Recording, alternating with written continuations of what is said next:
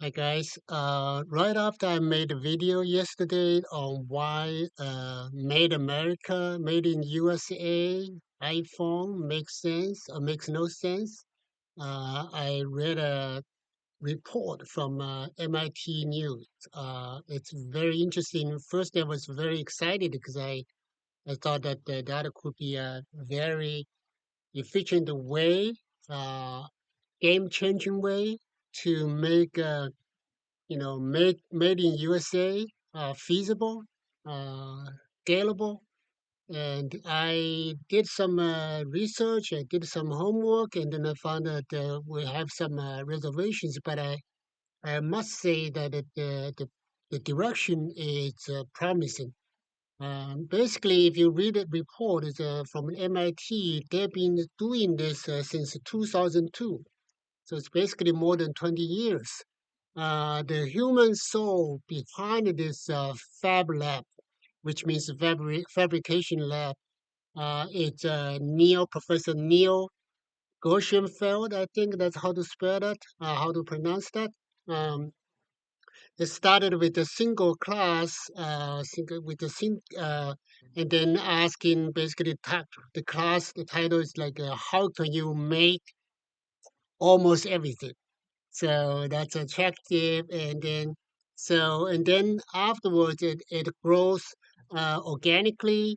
And now we have like hundreds of fab lab all over the country. Okay, even outside the country, like the last time they say there are like about 70 countries. The idea is that it's simple. You use the laser cut, you use the um, um, 3D printing to do that. So here is a very good example, live example. There was one elementary school teacher who never done much of anything, not certainly not computer related and not STEM related. But suddenly she came out with the idea. She said, maybe I want to make my own guitars. And then that's how you get her into that Fab Lab. And then now the Fab Lab is open source, so that everybody can get in. They provide these tools, and then you can do your own design, basically in the CAD and the 3D printing. Um, so that's a guitar example. It's a very good example because that get people excited, and then that also shows that that's where it's promising because you how to get people, non-technical people, get them interested in manufacturing. So that's one important step for reindustrialize the Americans, and that's make me exciting because I do want to this country doing better, doing great, and then that's why we are in better position to lead the world, right? So so that's why exciting. But then I did some homework.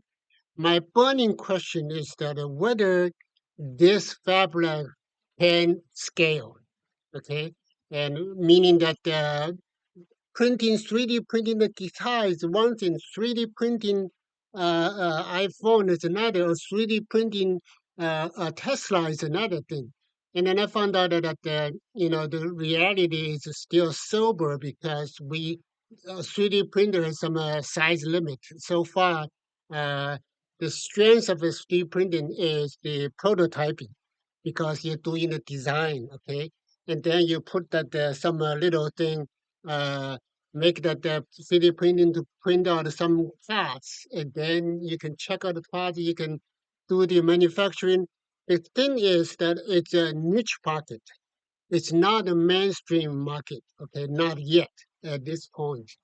The other thing is that the 3D printing is that the 3D printing the layers of the layers is obviously slower.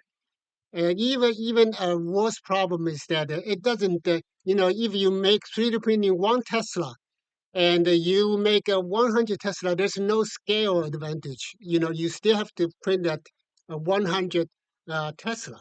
So that's a significant challenge for scaling. However, it is real is that very effectively get people interested in manufacturing.